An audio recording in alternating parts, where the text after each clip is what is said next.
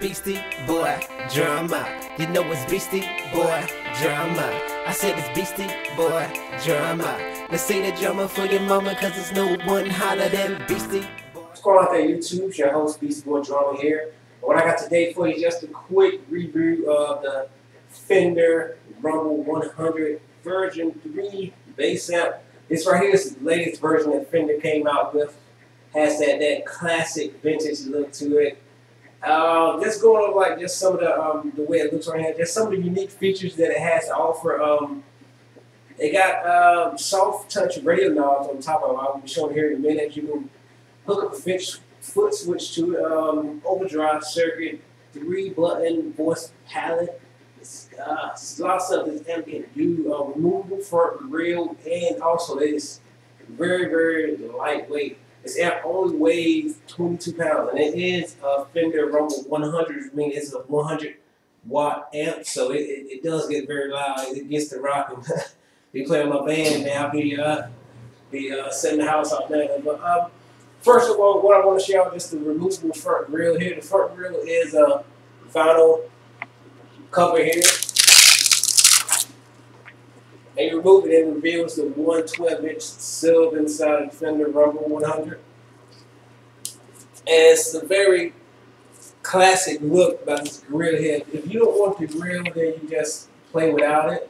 But mine, I prefer like a vintage look to it, so let's pick it back up there. And also, what I will be testing this amp out with today will be my Fender Squire jazz bass that you can see there on the left hand side. But let's go ahead and move to the top of the amp so we can see the knobs and the hookups to it. Alright, now this is the back of the Rumble 100 right here. First thing we have your AC power unit here, and also your on and off switch. Now these are the inputs here that we have to it. We have a effects send and return to a effects module if you want. Auxiliary in, which means you can connect your iPhone or your cellular device or iPad or MP3 player to play some songs just so you can play along with it. I use that a lot also. Headphones, if you don't want to be like waking up your neighbors all the time. It has to have a headphone slot right here. That's nice. This right here is a foot switch.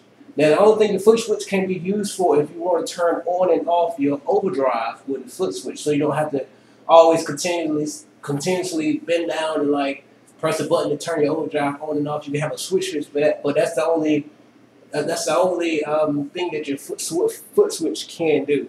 And also you have a line out with a ground lift here, which also is very nice, which means you can hook this up to external amp or external monitor, and the ground lift right here, if you turn it on, it will help cancel out any like noise reduction. It just helps like noise reduction if there's like a live studio or a live stage or live shoot going on, and it's a lot of power cables on the ground. You're picking up a lot of that buzzing noise. You can click on this ground lift right here and try to cut some of that down.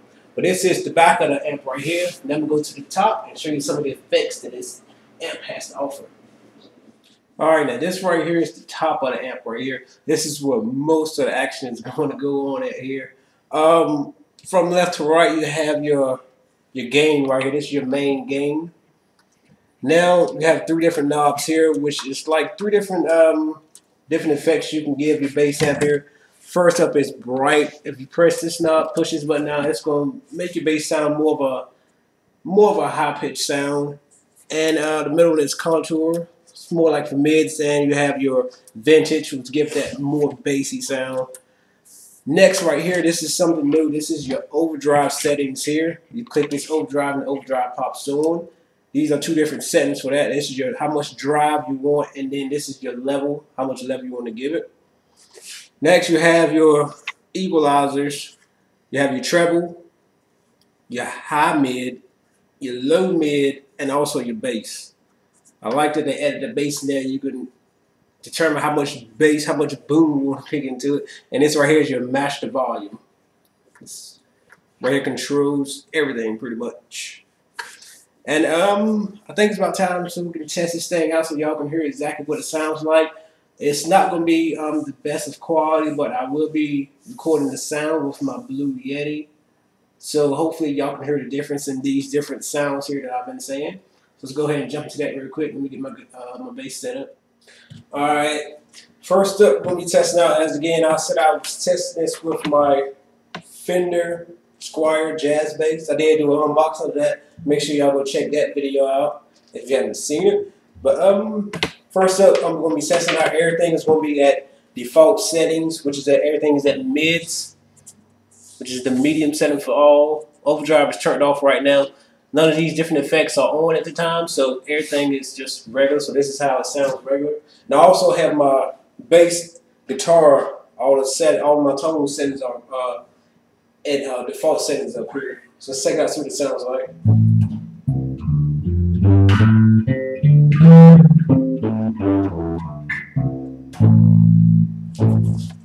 Turn up a little bit, make sure y'all can hear that. Well, I'll add a little bit of gain to it.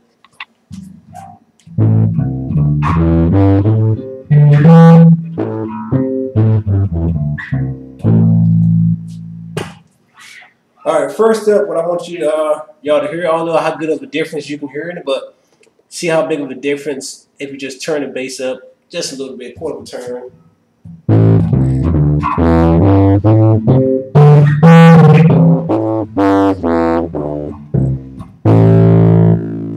It's like one of those type of things you have to feel it because I can actually feel the bass hitting a lot harder.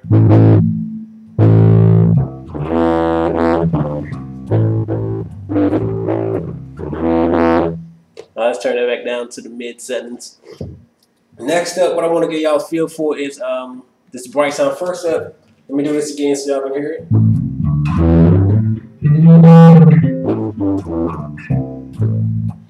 Let's go turn on the bright setting.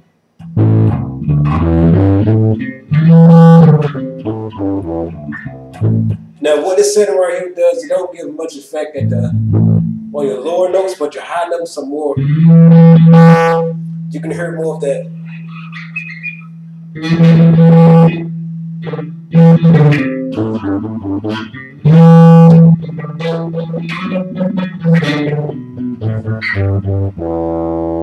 That's where the bright sort of kicks in at, and the contour is mainly for your mids. Here's what it sounds like without the contour on it.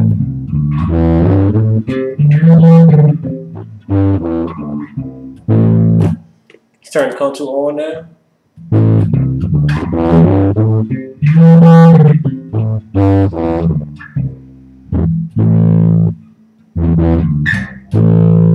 Now I rarely have this setting on that much. I don't use it that often.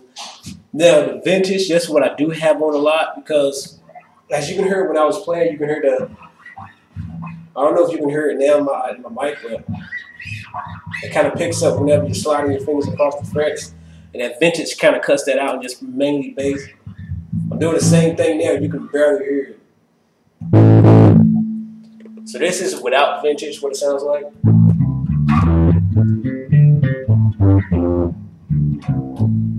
Let's turn the vintage on.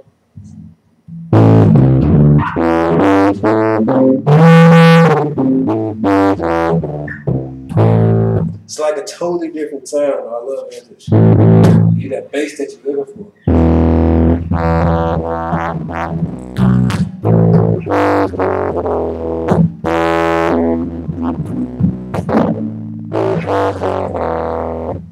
Now, people wouldn't probably do slap bass with this, but I probably would. Contour and bright together is more like slap bass sound, but I probably do slap bass with vintage. Just a little slap bass.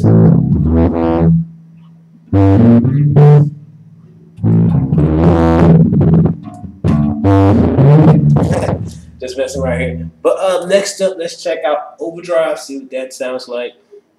Now this right here is at default settings with nothing turned on. This is overdrive.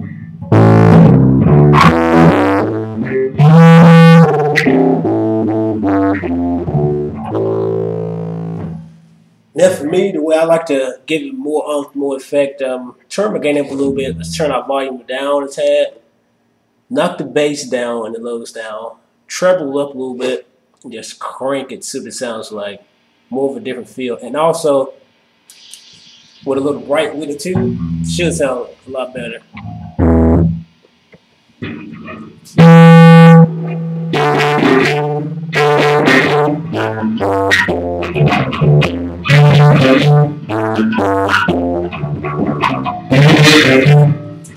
give it more of that like that kind of overdrive sound. Try to crank it as much as I can. See if y'all can really hear it like I can.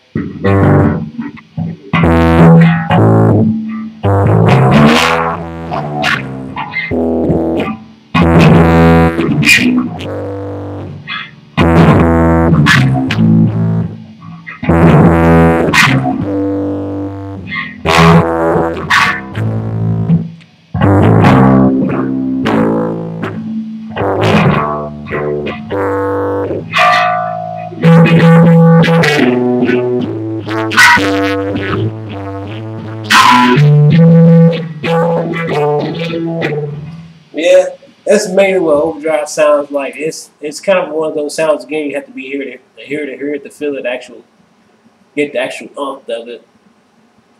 But that's pretty much what this amp have to offer. It's a lot of different stuff you can do with a lot of different reasons you can use it for. Right now I'm in a band and this does help out a lot though. I can actually hear myself with the band now. Before the other amp that I had, I started off with a practice Rumble 15 amp. Now I have a Rumble 100. So it's a lot better. It's a lot bigger. A lot more beastier. Let me turn my bass back onto my regular sounds here. This is how I normally be jamming here. Turn some stuff up. This is normally when you would catch me at sounding like just straight bass. I love bass.